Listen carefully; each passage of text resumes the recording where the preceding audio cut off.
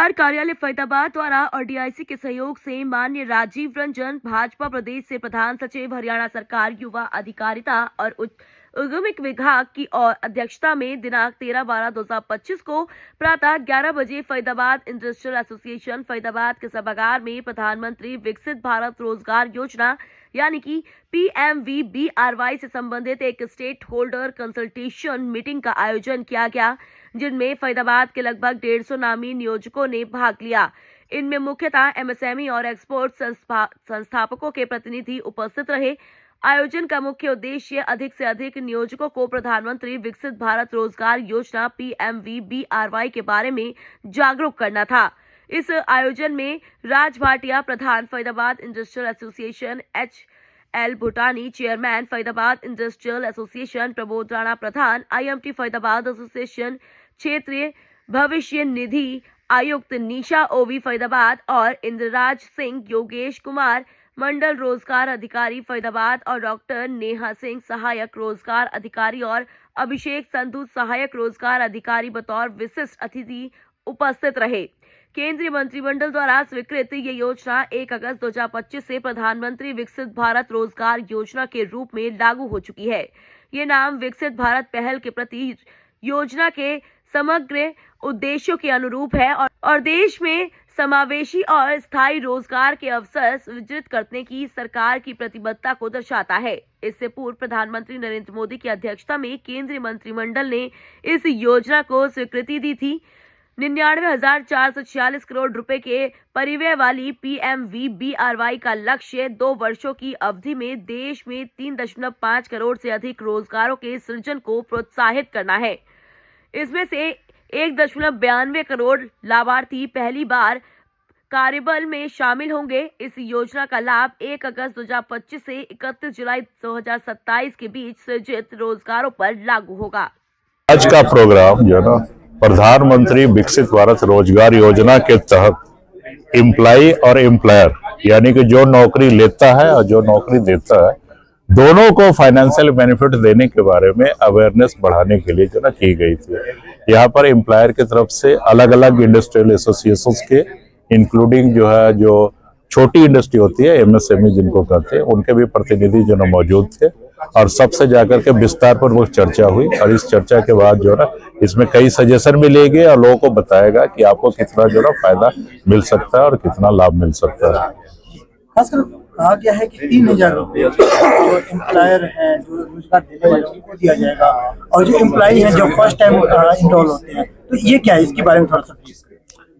देखिए, अगर आप किसी को फर्स्ट टाइम नेट एडिशन में जो ना एम्प्लॉयमेंट देते हो, तो उस व्यक्ति को जिसको एम्प्लॉयमेंट मिल रही है और वो लगातार अगर वो जो ना काम करता है साल भर तक, तो उसको लगभग जो ना 15,000 रुपये जो ना उसको फाइनेंशियल बेनिफिट एक्स्ट्रा मिलेगा। सैलरी तो मिलेगी मिलेगी, उसके अलावा एक्स्ट्रा मिलेगा।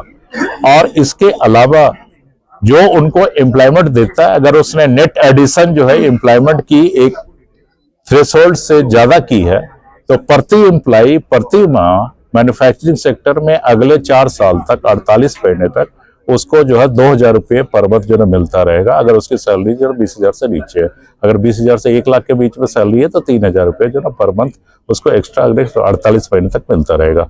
मैन्युफैक्चरिंग के अलावा दूसरे सेक्टर है, उसमें जो ना सेम बेनिफिट है, टाइम पीरियड उसका कम है, उसमें जो उसको 2 साल का बेनिफिट मिलता है।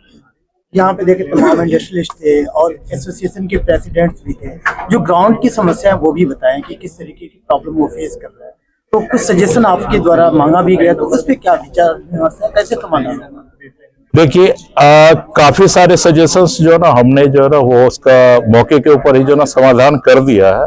एक जो ना टेक्निकल जो ना सजेशंस आया है, वो उमंग एप्लीकेशंस में कुछ जो ना दिक्कतें आ रही है, उसके लिए टेक्निकल टीम का गठन कर दिया है और बहुत जल्दी जो ना उसके ऊपर वो फैसला कर देंगे। ठीक है, ये जो ना प्रोविडेंट फंड के द्वारा जो ना स्कीम चलाई जा रही है, जो कि केंद्र सरकार इसको संचालित करता है। तमाम जो इंडस्ट्रियलिस्ट हैं उनके लिए कोई मैसेज या फिर एडवाइस जो यहाँ प्रेजेंट नहीं हो पाए, उनके लिए कुछ कहना चाहें? हम चाहते हैं कि जो भी साथी यहाँ नहीं मौजूद हुए, अपने सोशल मीडिया के माध्यम से, व्हाट्सएप ग्रुप के माध्यम से उन तक पहुंचिए। और इसको मैंने बताया कि ये समझो कि ये भर्ती गंगा है और इसमें अगर आपने हाथ नहीं धोया तो ये मौका जो ना आपको दोबारा नहीं आएगा, तो जरूर इसका लाभ उठाइए।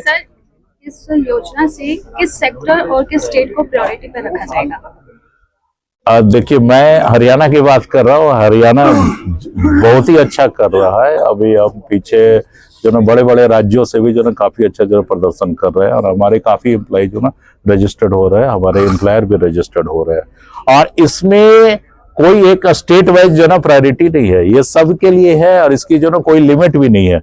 जितने जो रोजगार जो ना के अवसर जो ना क्रिएट किए जाएंगे, उतने लोगों को ये बेनिफिट मिलेगा, और रोजगार देने वाले को भी बेनिफिट मिलेगा, रोजगार लेने वाले को भी विपक्ष बेनिफिट का मिलेगा। कहना है कि ये सिर्फ कागज में रह जाएगा, जमीनी हकीकत नहीं बन पाएगी।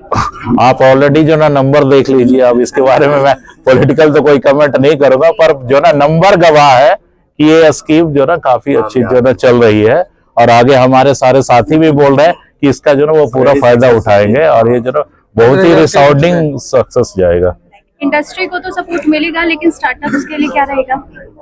देखिए, फार्मूला जो ना सेम है। अगर कोई भी स्टार्टअप उस लेवल पर आ जाता है कि उसका प्रोविडेंट फंड में आपने आपको रजिस्टर्ड करे, और उसमें जो ना अगर बेस जो ना अगर उसने पहले से नहीं किया, अभी किया, तो उसका बेस 20 माना जाता है। तो 20 से ऊपर कम से कम 22 एम्प्लॉय जो ना उसको रखने पड़ेगा। कोई भी इस लेवल तक पहुंचता है तो जरूर उसको भी बेनिफिट मिलेगा।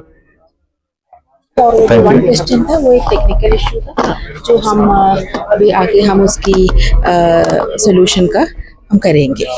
Otherwise almost all the queries we could satisfactorily answer. तो प्राइवेट सेक्टर भी कहीं ना कहीं यहाँ पे इन्वॉल्व रहा है, तो आप लोग क्या मानते हैं कि इस तरीके की जो सेमिनार है या फिर मीटिंग होते हैं, तो प्राइवेट सेक्टर इसको कितने बेनिफिट उठा पाएगा? सर देखो, ये प्राइवेट के लिए तो गोल्डन अपॉर्चुनिटी है।